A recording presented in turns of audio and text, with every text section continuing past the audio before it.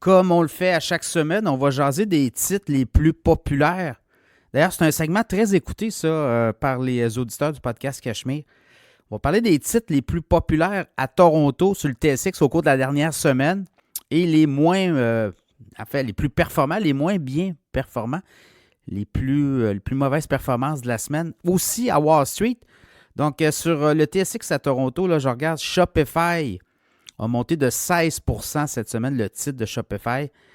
On a une remontée, là, et on dit que la bourse canadienne pourrait être très intéressante. On est quasiment à zéro depuis le début de l'année. Là. Si on regarde la performance boursière, on était dans le moins 5, moins 6, moins 7 lorsqu'on a eu les débuts avril, là, les fameux tarifs. Mais là, on reprend beaucoup de confiance. Donc, Shopify, 16% de hausse. First Quantum Minerals, compagnie canadienne, 15,7% de hausse. Brookfield, 9,3%. Tech Resources, 8,3%. Imperial Oil, 8%. Brookfield, on a dit. Celestica, 6%.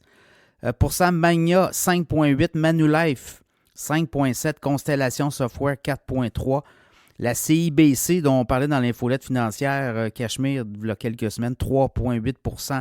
La Sun Life, également 3,5%. Fairfax, 3,3%. Suncor, 3,2%. Nutrien, 3,1%. La Banque de Nouvelle-Écosse, quasiment 3%.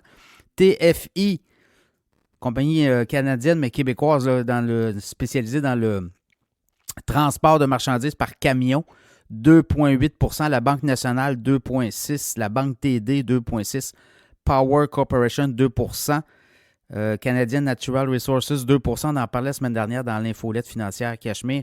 Et Dollarama, 1,9%. À l'inverse, Barrick Gold, ça a dégelé, là, moins 5%.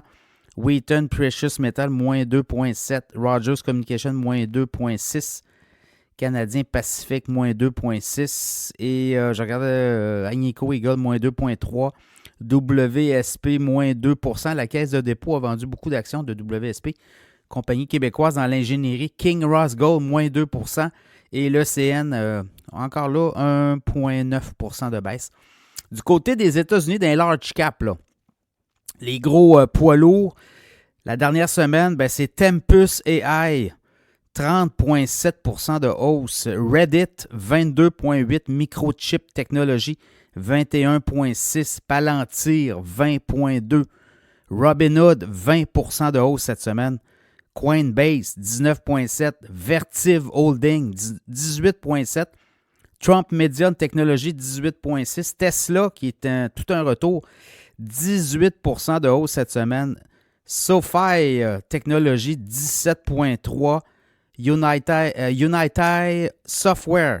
Unity Software, 16,7%. Ça, j'ai Amphenol, 16,5%. Grab Holding, 16,3%. Stratégie, qui était MicroStratégie dans le crypto, 16,3%. Applovin, 16,2%. Micron, 15,9%. Super Microcomputer, 15,8%. Et NIO, 14,4%.